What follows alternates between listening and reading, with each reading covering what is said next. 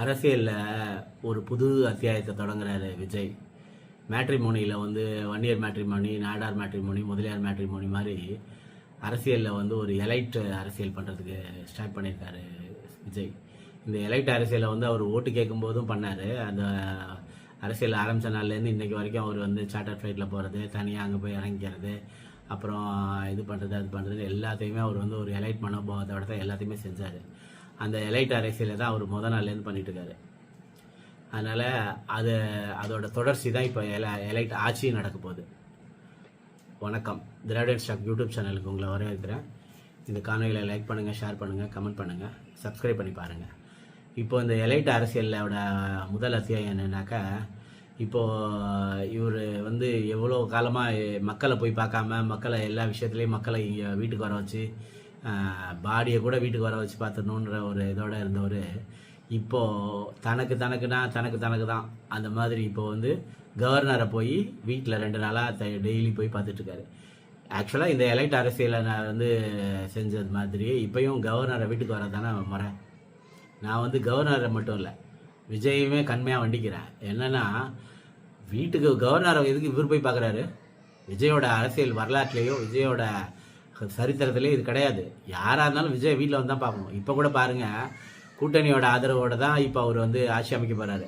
அந்த கூட்டணி கட்சி தலைவர்களே கூட அவர் போய் வீட்டில் காங்கிரஸ் தலைவர்களோ டிவிக்கு கம்யூனிஸ்டுகளையோ விசிகாவையோ போய் பார்க்கலையே. அவங்களையுமே இப்போ வாட்ஸ்அப்லேயே கேட்டு ஓகே பண்ணுறாரு. அப்படி இருக்க ஒருத்தர் எதுக்கு ஆளுநரை போய் பார்க்குறாரு?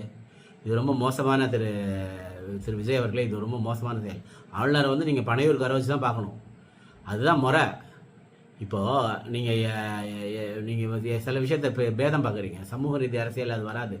நீங்கள் வந்து எலைட் மனோபாவத்தோட என்ன பண்ணுறீங்க? கோடீஸ்வரராக இருக்கிற ஆர்பி சௌத்ரி இறந்தோன்னா அவர் வீட்டுக்கு போய் அவருக்கு இறுதி மரியாதை செலுத்துறீங்க, நடிகர் ஜீவாவுக்கு ஆறுதல் செலுத்துறீங்க.